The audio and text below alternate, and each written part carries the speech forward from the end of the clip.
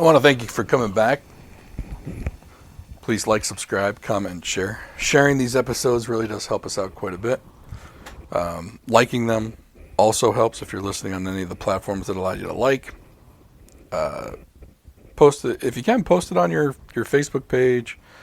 For people that should use Facebook, we're on Instagram. We're on the Facebook. We're on X, Twitter, whatever you want to call it.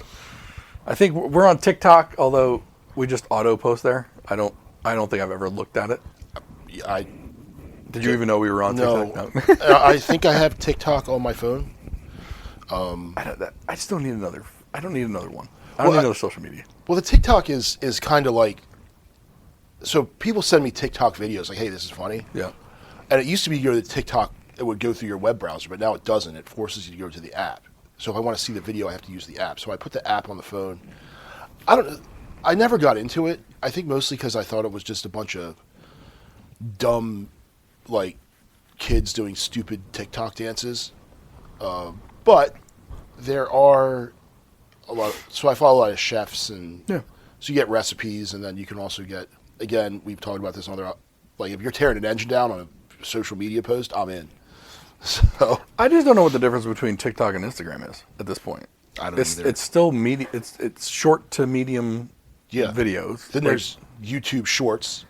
I hate those. Yeah. I can't stand those. Like, they're not good. Like, for me, YouTube is long form. Yeah. Always will be. Yep. Like, I go there for long form video. I don't really go there for shorts. Right. I'm not, like, I don't log into YouTube and be like, ooh, let me check out some shorts. I go to, that's what I go to Instagram for. Mm-hmm. I want to see short dog videos. I want to see short videos of people doing some shit. Yeah. Like rug cleaning and lawn mowing and fixing cars. Like, I want to see that shit. Although, oddly enough, Facebook is starting, it has, more of those have been going to my feed on Facebook, which makes sense because they show up as Instagram Reels because Facebook owns Instagram. Right. So then I click on it, and it takes me to Instagram. So I'm like, it's just... So Instagram... And the funny part is I was a late adopter of Instagram. And so the fact that I'm even on there is amazing. Right. Yeah, it's funny. People, like... The reason to have Facebook used to be to stay in touch with friends. And now I just... Because they split your feed up into two. You can look at your friends-only feed or your feed, and I look at I check the friends only one when there's like a little thing that said there's something new there. Yeah. Other than that, I pretty much ignore it, and I just watch it's all recipes, baseball, lifting, at car and airplane stuff is. Yeah. Normally when I watch the baking or cooking stuff, it's on YouTube. Mm-hmm. So like I don't even go to Instagram. Like the Instagram one, like I started looking at like that kind of stuff, but then it was like. My feed then just showed me a lot of funny shit, like Gen X funny shit, dog funny stuff, like that kind of thing. So I like my Instagram feed more than any others, to be honest. But not what today's topic is going to be about. Not at all. I don't know if I mentioned Adam Chubbuck, TACMD.com, You did. TACMD.com, TACMD.com. Adam Chubbuck. Look, real estate market. I keep saying this over and over again every week because I believe it. Is Adam a sponsor of the show? Yes, he is. But even if he wasn't a sponsor of the show, I would tell you, if you asked me if you needed a real estate agent to buy or sell a home versus doing for sale by owner or being your own representative in a real estate transaction, I would highly recommend having a real estate agent. And then when you pick a real estate agent, it's important to pick a good one. Real estate's one of those situations where almost anybody can get a real estate license. It's like a 3-week course, and you come out with a real estate license. It doesn't mean you're going to be good at it. It's like a mechanic. You can get it's fairly easy to go in get a mechanic. I don't even think there's a mechanic's license. I guess there's ASE certification. I think there's certifications, but like any person can go to a Jiffy Lube and change some oil. Right. Like they'll hire you on the spot. Mm-hmm. It doesn't mean you're a good mechanic, right? So, just like with real estate agents, there's varying degrees of good. And if you want a really good real estate agent who is going to give you advice based on your situation, not based on their own paycheck, you go to someone like Adam, TACMD.com. That's TACMD.com, Douglas Realty, Pasadena, Maryland. that's where you go. All right. So what are we talking about this episode? Well, both of us being former college athletes. And not that we talk a ton about college sports, but the name, image, and likeness scenario it's gotten fairly interesting in the fact that for years the original argument was college athletes should get paid. Mm-hmm. These coaches are getting paid, why shouldn't the athletes? And then you had the people on the other side saying, well, they're student athletes. They're students first. And they do get paid in the form of a scholarship and all their expenses paid. Point taken. Mm-hmm. But then, of course, as time went on, these colleges, universities were making money off of licensing deals. So that's when like EA Sports had the college football game series. Colleges were getting the sponsorship money from like Gatorade ads and Nike commercials. So the kids were in there, and the kids back then, oh cool, I get to be in a commercial, sweet. Yeah, because the hope was that you were going to go play in the show. Right. And so as time went on, and I would say parents got smarter, and kids too, or former athletes were like, wait a minute, I didn't get paid for any of this shit. Mm-hmm. And so that kind of sparked the notion of athletes getting some sort of payment from the school. And then came the lawsuit in which the judge ruled that that athletes could earn revenue from their name, image, and likeness. So not necessarily that the school was going to pay them, but that they could go and get their own endorsement deals, and the school couldn't. The school wasn't going to profit off of an athlete's name, image, and likeness. All right. And for a year or two, it didn't seem crazy. You'd see like Caitlin Clark do a Gatorade commercial, who at the time was in college, right? Well, now these kids are going to different colleges and saying, okay, well, what are you going to pay me? Mm-hmm. And what happened is these colleges basically, they create these name, image, and likeness pools. And the money, I believe, gets distributed evenly. Okay, and that's one pot of money. Then there's the other pot of money where the schools have arrangements with advertisers. And the advertisers only want the top-end athlete in the ad, right? They don't want the long snapper. Right. They want the quarterback. Yeah. They don't want the preferred walk-on. Correct. And so the situation that really stands out in my head was, I think it was last year or the year before, the quarterback from Tennessee left Tennessee because there wasn't enough money in his NIL deal. So then he put himself on the free agent market, if you will, Yeah. in the which is the portal. The transfer portal. And he found out that nobody else wanted him either. So he gave up his NIL deal thinking he could get more money, and he ended up getting less money. I think he ended up at UCLA. Mm-hmm. But then you've got some of these kids, like the Carson Beck, I believe, the quarterback out of Miami, end up getting a boatload of money. Mm-hmm. And I think he's transferred like twice now. Yeah. So essentially what you've created is, because these scholarships are only one-year deals, you've essentially created a one-year contract with these athletes, and then they can just enter the portal anytime they want and leave and go to wherever they want. And the argument for that is, well, coaches can break their contracts and go wherever they want. Mm-hmm. So why shouldn't the kids? And I kind of fall on that side of it. It's like, well, if you're going to allow these coaches to go wherever, and a kid's deciding where to go based on a coach.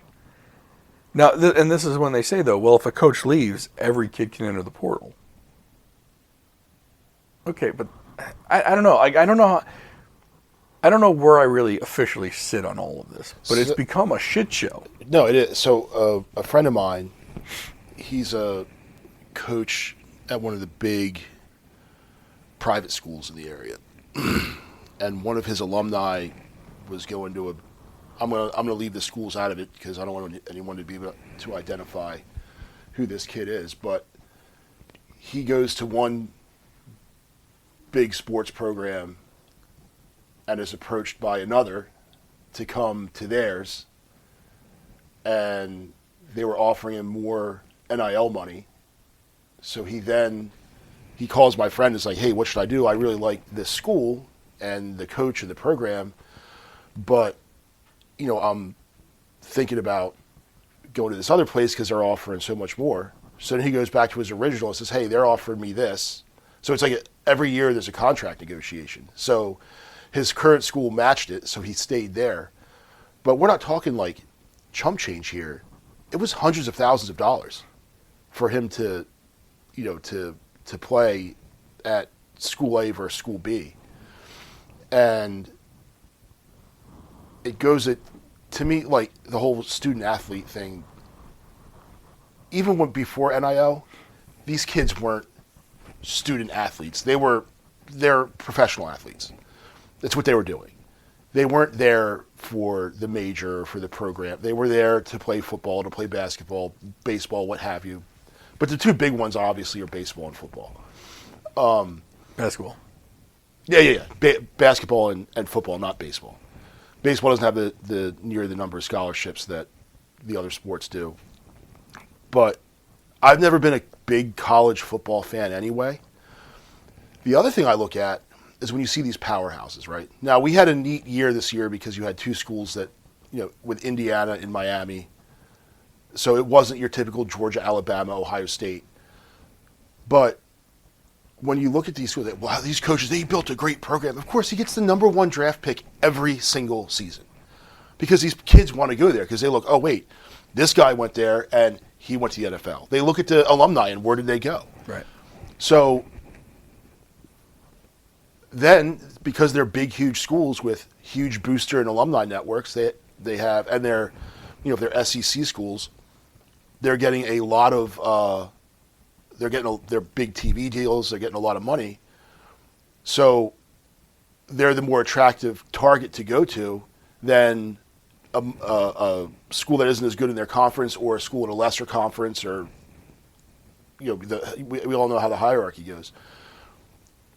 If you're to make it truly fair, if you're to add parity to it, then the lower teams wouldn't be able to recruit those players, or they would have first crack at them before, almost like a draft. But as it stands now, those big powerhouse schools get the number one draft picks every single year, so they stay good, which was interesting with Indiana, how a couple of years ago, Indiana was not known for football. That was a basketball school. They had the most losses in NCAA history. Yeah. Overall. Yeah. Like the most. Like not even close. Yep. Yeah. That was an interesting situation, mostly because when they got Kirk Cignetti last year, so this was his second year as a head coach, and last year they were really good. First year he was there, but how he did that was very interesting. So Cignetti came from James Madison University, which was making the jump from what essentially was 1AA to 1A. Mm-hmm. I don't know which FBF, FCS, all that. Yeah. It's 1A and 1AA. That's what it's always going to be to me. So he was at James Madison, built that up into a 1AA powerhouse. And then he made the jump to Indiana. And I think 60 Minutes did a nice piece on him, just to kind of show where he had been and whatnot. To the point where he got to Indiana, and I think during his initial press conference, the reporter was asking questions about him, and he goes, "I win. Google me." Mm-hmm. Like it's like a meme now. Yeah.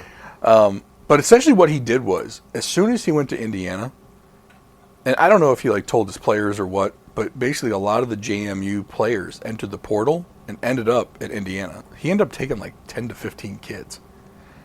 And then he grabbed, I guess, a quarterback out of San Diego State or something like that Hernandez kid. But essentially, he won a national championship with kids nobody else wanted. Mm-hmm. Now, either he's a magician or he's a magician. Because he took the school with the most NCAA football Division I losses and in 2 years made it a national champion Yeah. with his players.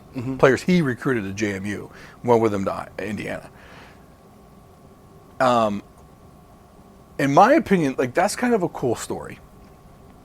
Because these kids who were wanted by almost nobody ended up at a low D1 school in JMU, which, by the way, ended up ranked in the top 15 this year. Yeah. 2 years after he left, they're still good. But he did it with players that nobody else wanted. And that was their whole mantra anyway. That was the chip on their shoulder anyway. But it kind of goes to show, like, to me, the players lifted JMU with Signetti. And Signetti rewarded those kids. Well, I don't know if it's really a reward to go play at Indiana University for football. Yeah. But they got to go on that ride with him. And I thought that was nice. It was a nice change. He didn't get them with NIL money. He didn't get that. He got them to go because they believed in him and his system and all this other shit. Now, did they get some NIL money? Probably. I mean, he had the Heisman Trophy winner. Yeah. That didn't hurt. So that kid probably got paid. And some of the others probably did too. But to me, that's the good side of the transfer portal. That's the good side of NIL. The Tennessee quarterback thing, that Nico kid, that's the bad side of the NIL. Bad for the player. But then you got the Carson Beck situation where it's great for the player. Yeah. And it's just like, I don't know where I stand on this. Like, I've thought about it and I flip-flop a lot. Yeah. Now, like, I mean, I played a non-revenue sport. Non-revenue being anything other than basketball and football for the most part, because none of the other sports bring in more than they take. So, I don't think players in non-revenue sports should be... they shouldn't be getting money from the school. NIL money? I mean, if you can make a big enough brand out of yourself, then sure, you should make money off Well, it. I think you see something like that with, like, Livy Dunn. Right. Who made... She was a gymnastics girl. At LSU. Yep. And... That's a non-revenue sport. But she made that money by... Instagram. Yeah. Wearing next to nothing. Yeah, you know. But... Well, same thing with Angel Reese. Yeah.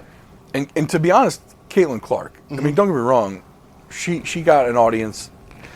Was the audience there because of women's basketball, or was the audience there because Caitlin Clark brought them to women's basketball?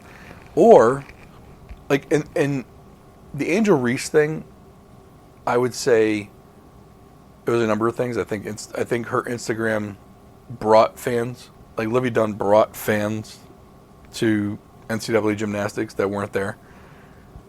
But at the same time, I think Caitlin Clark's endorsements came from her play on the court. Yes. So it's I don't know, it's a tough road to hoe there. Yeah. When didn't Caitlin Clark go to one of the NBA All-Star games and entered in the 3-point competition? I don't know if that was during her time at Iowa or last year, or when she was in the WNBA. Yeah, at some point she was shooting against Steph Curry or something like that. But no, I would say with her it was her basketball, because her Instagram page is much different than Livy Dunn's or Angel Reese's. Yeah, yeah. And I think the fans, the viewers that were brought to watch college gymnastics, those girls could have been doing anything, wearing what they and like a bunch of weirdos were going to watch it to look at them. Like they could have been making pancakes. Like, it didn't matter what they were doing. That Instagram shit's creepy. Very creepy. In that regard. Yeah. Like these girls know who's looking at them. Sure. And how they're making that money. Yeah. Now, at the same time, though, they probably don't give a shit because they're making that money. Mm-hmm. But it's like you degrade a stripper, but you celebrate. But you're over here on Instagram, showing almost as much. Mm-hmm. I mean, yeah, I don't know.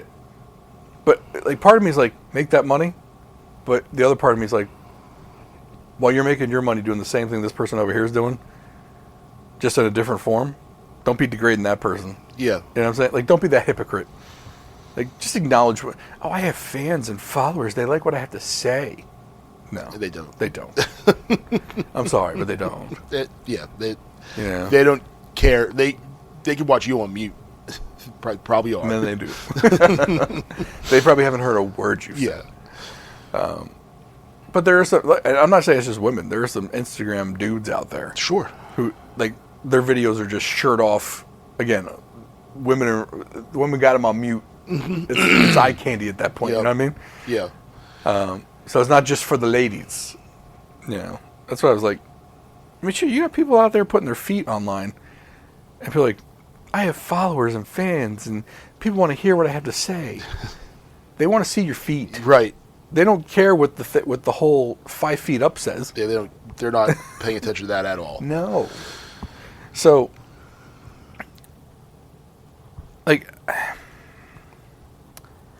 again, I don't think it should be the wild, wild west. But at that point, the thing is, the colleges would have to offer scholarships, not on an annual basis, in order to get kids to stay. Yeah. You'd have to offer them basically contracts. And then at that point, it's like, why are you making them go to school?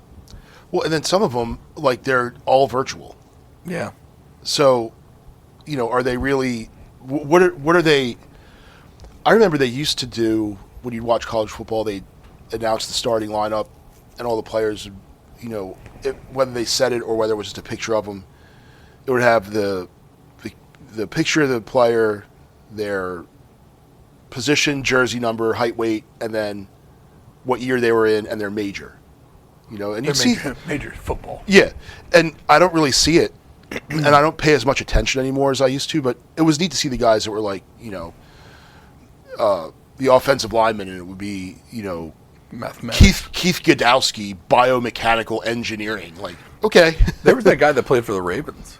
Oh, he quit, and now he's a math professor at Penn State. Is he Penn State? I thought he went to MIT. Maybe he did that. Yeah, I'm not sure which one. He was like some kind of weird genius. Yeah. He played football for like 5 years, made his money, and bounced out. He's like, I'm good. Yeah. I'm going to go teach over here. Yeah. Or I'm going to go figure out some math equation. Like, wow. Yeah. You did go for the school. Yeah, apparently. But I mean, like if you're an athlete in a high intensity sport or high impact sport like football, a lot of those guys know about CTE, right? Yeah. So, and this is where you're seeing like the Andrew Luck story. I mean, Andrew Luck graduated from Stanford. Not a dumb dude. Like there are some colleges where you still go and like the kids from Notre Dame and Stanford and of course the Ivies, but they're not a big profile sports wise. Right. But I mean, like Stanford is was a big football school, and Notre Dame is too. Those kids go to college. I mean, there was one, I think the kid's name was Myron Roll.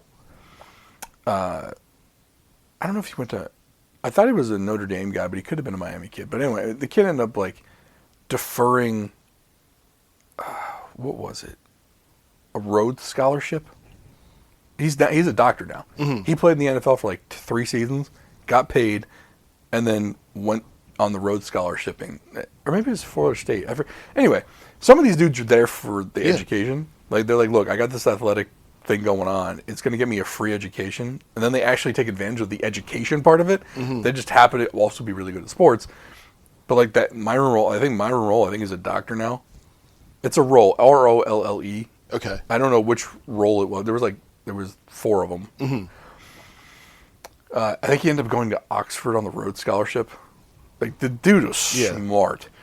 Like the Ravens guy ended up being like some super mathematician dude. Luck was a smart dude, but he got out. Yeah, after like 7 years. He didn't let. He was he in the same draft class as RG3? I believe so. Yeah, and he did well in the NFL. But he had the concussions though. Yeah, but all of a sudden he's like, nope, I'm done. Yeah, and I think because they're not dummies. I still don't know if I'd ever wear that freaking bobblehead helmet thing. Well, now they got the thing that goes around the neck and then the bobblehead thing. The interest. So I'm going to put 2 different people, same scenario, in my opinion. Tua Tagovailoa and Andrew Luck. Both have issues with concussions. Yeah. Andrew Luck was smart enough to walk away. Tagovailoa is like, nope, I'm going to keep playing through it. Yeah. It's like, dude, you were on the field unconscious in the in whatever position that was that weird position With the hand, would the hands do that thing? Yeah. Yeah. Like, dude, you're in my opinion, that's close to death. As Smokey would say, you got knocked the fuck out. Right. And that was like the second time it happened to him. Yeah. I was like, dude, someone in your we talked about this a while back. It was like, dude, someone in your family needs to tell you to quit fucking football. You got enough money. If you want to live to spend that money, you need to leave football. And I always go back to when you look at some of these players, like the head cases. Yeah. Especially from, 20 years ago. Like Junior Seau? Yep. And R.I.P. And he wasn't really wild and crazy on the field. His was more acute afterwards. Yeah. Bill Romanowski, God, why is his name escaping me? Played for the Eagles, played for the Cowboys. Really good wide receiver, but was a head case and a cancer in the locker room. Owens? Terrell Owens? Yes. Or are you talking about Antonio Brown? Well, both of them. Okay. But Terrell Owens, I guarantee you, CTE. I bet you OBJ, same thing. There was a video of him getting kicked off a flight. Antonio Brown, I guarantee you that their issues are, because those receivers, they're the ones that are taking those high-speed impacts. Right. Now, there is the cumulative effect of the constant impacts that, offensive linemen, defensive linemen get, but it's not high speed. Yeah. Like, the O-linemen are getting little fender benders every play, where the receivers and defensive backs are getting they're like high-speed T-bone collisions. See, I would say that the running backs and linebackers probably get it the worst. Yeah. Because both are bigger than the receivers and the DBs, and they're equal. I mean, they're doing it's like an Oklahoma drill. Yeah. With every single play. And a lot of times when they tackle, it's head to head. Like, I know they're not supposed to lead with their head, but they do. Yeah. And I would say they probably take more damaging hits than a wide receiver does. Now, a wide receiver might take harder hits, less amount of times, which can allow the brain to recover. Whereas, like an NFL running back, I mean, shoot, man. Talk about the guy like a Derrick Henry. I mean, if you're getting 230, 280 carries a season, that's 280 times where you're probably getting smashed in the head somewhere. Yeah. Maybe a couple of times, maybe 50 of those times you went down easy. But that means there's another 150 times where it's hard helmet-to-helmet contact. Or even helmet to ground. Sure, and that's another thing. Helmet to ground is even more, especially with the turf. Yep. That's horrible, man. But, I mean, going back to the college and the NIL thing, I mean, I think a lot of it comes down to personal opinion. So, like, in your personal opinion, what is the best solution for this? And that's where it gets so nuanced. Because I see these big, huge universities, oftentimes public institutions, making shitloads of money off of these kids. And then under the old system, they're getting a free education. Okay, so let's see how much that free education costs the university. Not using their inflated prices that they put out there, but what is the actual cost of that education? Well, let's use in-state tuition. So, University of Maryland, we looked this up the other day. In-state tuition for the University of Maryland College Park, the main campus. Roughly a full year of classes and room and board was close to about $30,000. Yeah. With room and board. So that means food and lodging, which all these athletes are getting. Yeah. So about $30,000. So if you stay for 4 years, that's $120,000. Now, compared to the amount of money they bring in, paying a dude $30,000 a year. Yeah.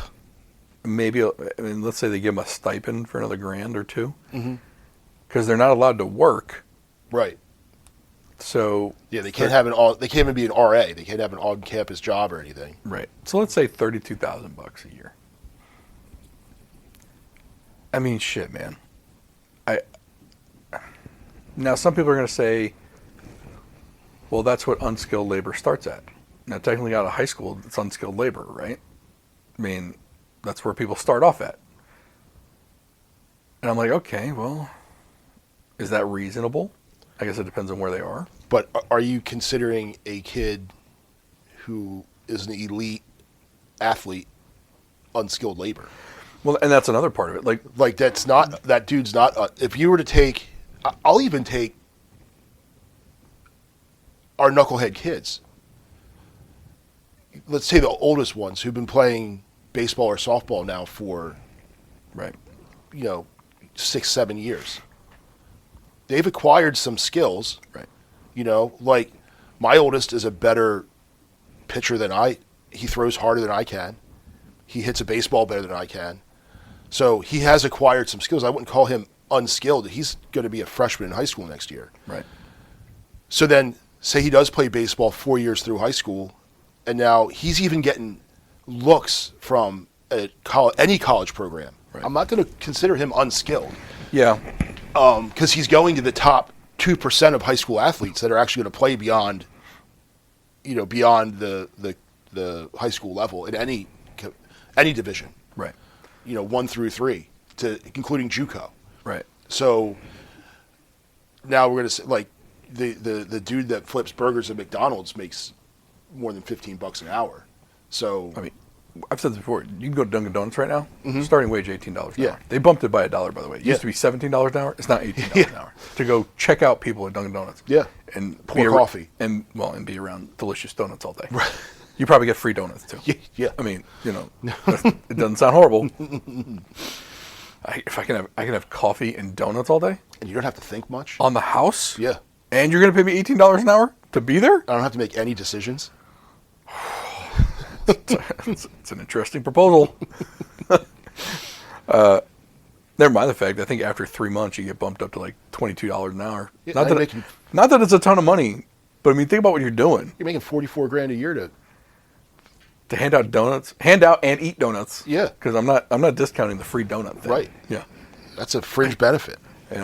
Someone comes and orders a 25, Munchkin box. Yeah. 25 for them, 5 for me. It's not a horrible deal. Mm-mm. Just popping them all day. Yeah. I'd get fat as fuck. Just be eating. It'd be my only meal. I'd work an 8-hour shift just popping donuts. Or even like the Munchkins. Oh, that's what I'd do. Honest to God, I'd walk by, pick one up, pop one in. You wouldn't even notice. It would be like phantom calories. Well, I mean, technically, because I'm walking when I'm doing it, I'm actually losing weight. You're actually exercising. I'm probably losing more calories than that Munchkin. I don't know. It sounds pretty legit to me. Yeah. That's sound logic. But I guess like the other part of it is you're getting the $30,000 or the $32,000 benefit, plus the education on top of it, plus you're showcasing your talents. I mean, I don't know. I don't know what the dollar amount is. Yeah. It is also going to depend on the school. Like a school like Alabama that brings in a shit ton more money than a school like James Madison. Mm-hmm. Then it becomes the poors and the rich. Yeah. It's like James Madison's never going to be able to afford the same annual salary that Alabama can. Even if they get a name, image, and likeness, the athlete at Alabama is going to have more opportunity to market themselves than the James Madison kid. Well, even if just from the exposure, Alabama is going to be nationally broadcast every single game. Right. Take a school like Navy isn't. Maybe on one of the minor NBCSN somewhere, but the only time you're going to see Navy on one of the big 3 networks or ESPN is if Army-Navy game and when they play Notre Dame. Right. That's about it. So they're not going to be, but like you can't compare them to like a Big Ten school or SEC school and now people go to Navy for different reasons. Yeah. The Navy, Army has a different, Air Force, the service academies have a different motivation. Yeah, I mean it's not the greatest. That's not the greatest comparison for this. But no, not at all. But what the other small schools, like when App State plays, Michigan, right? And like that's why those little schools like to go play those. They know they're gonna get their asses whipped. Except that one year where App State beat them. But I mean, Michigan paid $600,000 for the pleasure. Yeah, like Michigan paid them. Mm-hmm. Like that's how those small programs stay afloat. Yeah, and it's essentially the preseason for them. Yeah. But let me ask you something. At what point, though, does, and this is more along the lines of the NFL, if the NCAA is your feeder league to the NFL, at what point does the NFL say, well, wait a minute, why are we going to give all this money away to the colleges? Mm-hmm. And I mean, the NBA did this essentially by creating the G League. Yeah. So now kids, they created that rule where you couldn't draft a kid out of high school. But they created the G League in which a kid can go there out of high school. But that was just a way for them to arbitrarily say, well, we're going to pay you less because the G League doesn't make as much money. Yeah. But something like that kind of proves your point about them being unskilled labor. Well, if they're unskilled, but you're still drafting them into this G League instead of the kid going to college. Well, it's the same thing with baseball. And the way minor league baseball is looked at, it's an apprenticeship, which is how they get away with paying those players nothing. Right. You know, those dudes aren't making a ton of money to play single A, double A, triple A baseball. You might have some, you know, first round draft picks, high draft picks that are in the system that have huge signing bonuses. Yep. But like your guy who is a minor league, pretty much a perennial minor leaguer, just bounces around, hoping for that shot, he's not making a ton of money. And the lifestyle between AAA and MLB is huge. Yeah. I think in my perfect world, and we mentioned this a long time ago, I think eventually you end up with 4 16-team conferences. Mm-hmm. So essentially it'd be the SEC with 16 teams, the Big Ten with 16 teams, which they're going in that direction. They're almost there. Yeah. And then the ACC, I imagine, would be one of them, and then the Big 12. Yeah. Because the Pac-12 is gone. Mm-hmm. Essentially, I would say you make them regional. Like the Big Tens try to stay regional, although with USC and UCLA, they really kind of threw it out the window. But essentially, you're now operating outside of the NCAA. Mm-hmm. And I would just call it an NFL feeder league. Yeah. And have the NFL subsidize those programs so they're all on a level playing field, money-wise. Now, the problem is you're never going to get the Alabamas, the Ohio States, the Michigans. They're never going to go along with that. There's no benefit for them. Correct. Because they're probably, those schools probably make as much or more money than some NFL teams do. The only way it would make sense for them is if the increased money from TV deals, because I think if you did that, you would really increase the TV revenue. Like that's how the Big Ten is not losing schools to other conferences. They've got the biggest TV deal of all of them because they started originally with the Big Ten network. Yeah, and it really stuck. Whereas the SEC network didn't really. It's not that not a lot of people know about it or watch it. Mm-hmm. But arguably, you could say the SEC has more of a fan base for football because it's in the South. Yeah, and a lot of those big schools, like there's no NFL team in Alabama. Right. There isn't one in Tennessee. Well, no, there is. There is, but they're not very good. Mississippi, there isn't. Yep. But you could argue that Alabama could possibly take in more revenue with an NFL partnership than if they didn't go along with the plan. But anyway, I mean, even they resisted the college football playoff for the longest time. But look at how much money those bowl games make now. Yeah. Because there's a playoff. More people watch the playoffs. Mm-hmm. You know, nobody was watching the Tostitos Bowl or whatever, the Meineke Car Care Bowl, but now that it's part of the 12-team playoff, people are watching those. Yeah. They're not just watching the national championship anymore. Right, because like the Rose Bowl was between, what was it, the Big Ten and Pac-10. Yeah. So it was always going to be one of those two schools. If you're not a Big Ten, if you don't care, you don't watch it. But now if the Rose Bowl is one of the rounds of the playoffs, right, then everyone's going to watch it. Yeah. One of my biggest criticisms with college football was that it wasn't even when they had the 14 playoff, like, okay, now you're just picking the top 4 teams. It's starting to look more like a playoff than I think they got to go to 16. Yeah. Once you get to 16, then it's a playoff. Then it's like the NFL playoff. It's like Sure. Yeah, 12 is an odd number because then you got to give some people buys and stuff. But I mean, like the NFL does the buys, and I don't know. I think 16, it gets you 4 weeks of playoffs for the most part. You can still end on New Year's Day, but it makes all of the rounds in the playoffs watchable. Yeah. I think that's where more money could come to a place like Alabama. Now, the other thing is, though, you've got endowments. Not every school has the same endowment amount. And so you really have to deal with some kind of disparity there. But then you're talking about salary caps, and that you're essentially talking a pro league at that point.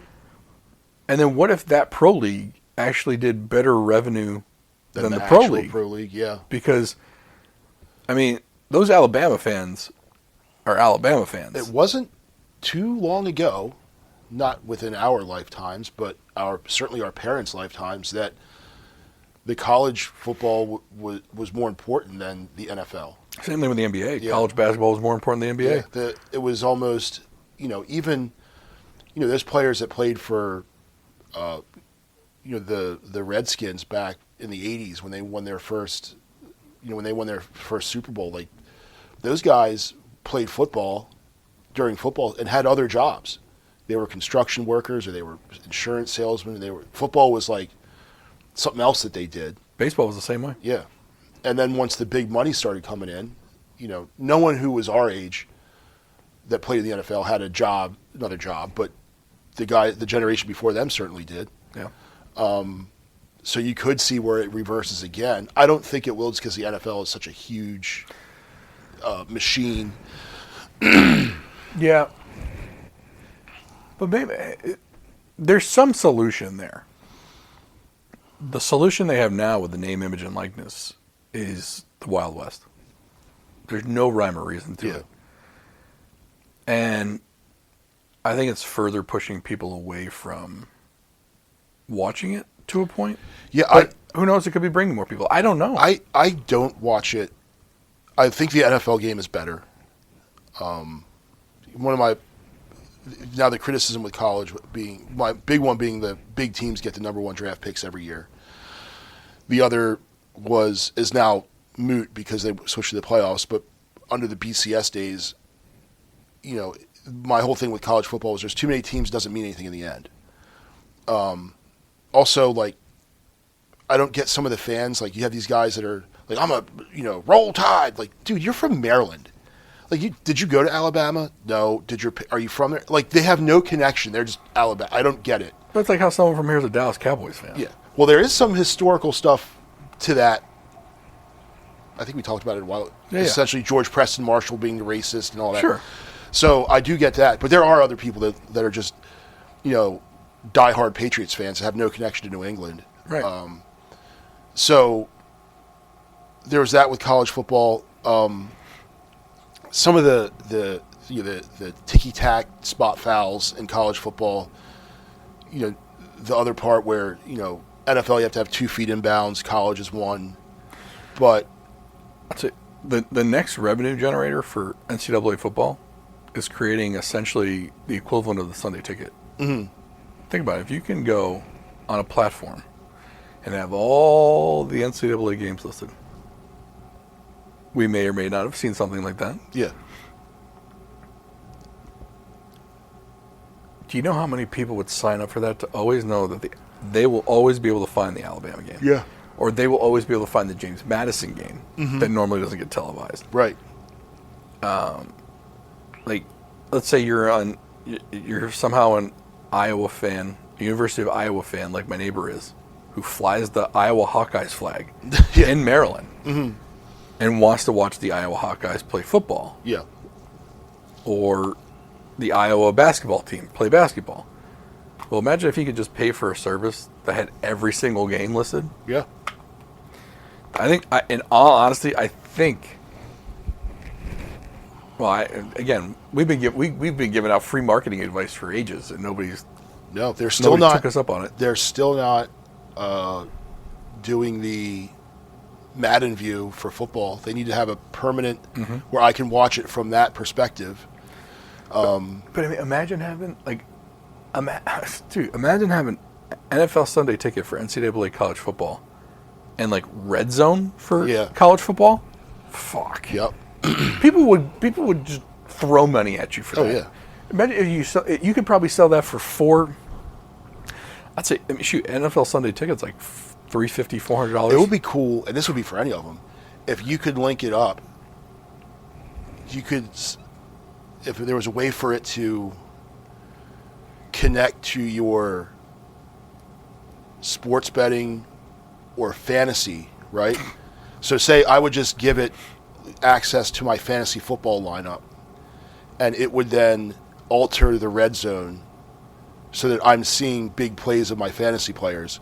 Or you go into your whatever, I don't do sports betting, but whichever platform you use, and it could show you the plays for your bets. For your prop bets on players, or teams. You're like, oh, wait. Shit. Like all of a sudden you're watching one game, and you're like, oh, crap. If this guy does X, he's getting close, and it'll just go there.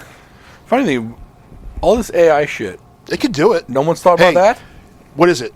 What's the date? Today is February 1st? February 1st at 11:59 a.m. You heard it here first. It's recorded, time stamped. God damn, man. Imagine if we had the know-how to create that app. Yeah. But it'd have to be an app that's connected to your live TV streams that could also connect to other apps. Like if someone could figure that shit out. Yeah. Or shoot, even if you had an AI bot that on your phone that would just do it. Yeah. While you're watching the game up there. It wouldn't even have to be on your TV. I'm not nowhere near. I just did one fantasy league this past year, and it was a no money league, and I lost interest in it. But it still gave me the notifications. Like, it's giving you the notification. One of your fantasy players is about to do something. This team's is in the red zone. Yeah. Well, you just take it one step further, so then it just pulls that video up, and like when I used to watch, go over to Josh's house to watch Ravens games. He'd have his one TV playing the Ravens game, and then the other one was set to red zone. Yep. So now with the TVs, you can do split screens or have two TVs, and you're set up where you're watching your game, but ding ding, all of a sudden it's pulling up your bet or your fantasy players or whatever. Right, like you got the Devontae Adams, you got a bet for him on an anytime TD. Yeah. And the Rams were in the red zone. It would pop it up just automatically. Yeah. Man, we're just giving away gold. Yeah. Plus, my whole thing where you could choose your camera angle so you could just watch. Because if you're, like you played football, I played football. When a coach when they're on the dry erase board showing a play, or you're in your playbook, it's not, you don't see your plays. They're not diagrammed out east-west. Right. It's north-south. So the football mind thinks north-south, but TV is east-west. If I could watch the entire game north-south and watch blocking schemes, and depending on what position, the average dumb fan just wants to see the football fly. But if you're a football guy, like, I'm more interested in blocking schemes and routes and stuff with the players doing, which you see better. Now, the only problem is you'd have to zoom out to get the wings. Yeah. But you could do the Madden thing where they only show the box. Yeah. Essentially. Or the box and a little bit extra. You're not seeing the guys all the way on the outside. Yeah. But these TVs are wide enough. The aspect ratio is good enough that you could still have a good view of what's going on. The technology's there for you to be able to zoom in and zoom out on your own. So, I think it would be. That's how I'd watch every game. And then if you could choose your commentators, like, rather than having freaking Collinsworth, whoever the star player is, if you could have like two legit football guys like as your commentators for that, like, that would be awesome. You could take your kids when they learn how to play football and like, watch this, because you're actually learning the game rather than just being entertained. Anything's got to be better than Collinsworth. Yeah, you and I better than Collinsworth. It's just choking down every quarterback. Or some of the quarterbacks in the league. Like, Jesus, man, take it easy. Who's doing the Super Bowl this year? What network? I couldn't even tell you. It might be NBC. Everything's changed so much in the last couple of Yeah. years. As far as I know, it's on Netflix. Yeah. I have no idea. So I liked watching the Manning when they do the Manning cast. Yeah. And then we were with my middle son because he became a Pats fan because of his grandfather. Mm-hmm. And I'm not fighting it. I'm cool with it. I'm rooting for him too right now. But Just for now. we watched a game where I'm not sure what he just pulled it up on the TV. He's the one that set it up, so I'm watching it. But they had all the probabilities of run, pass, different routes that they thought they were going to set up. It was a completely different broadcast than what I'm used to, and I really enjoyed it because it would come up and it was like run, pass probability, and then all the players that would get the ball based on that. It was kind of neat to see it. They just put it directly on the screen. Well, we kind of hit on three different topics. We were talking about one, NIL stuff, which just seems to be a crazy Wild West scenario right now. Athletes getting paid, coaches moving around. Then, where does the NCAA go from here? And then also, when we're talking about how sports are consumed with sports betting and everything, got a lot for people to comment on. Let us know what you think about any of these topics. Let us know if you think we're stupid or we're brilliant. Yeah. It doesn't hurt when people say you're brilliant once in a while, because I am a legend in my own mind. Want to thank Adam Chubbuck with Douglas Realty in Pasadena, Maryland. That's tacmd.com, tacmd.com. Go there and schedule your appointment with Adam today if you're going to be in the real estate market soon. And we'll talk to you next week.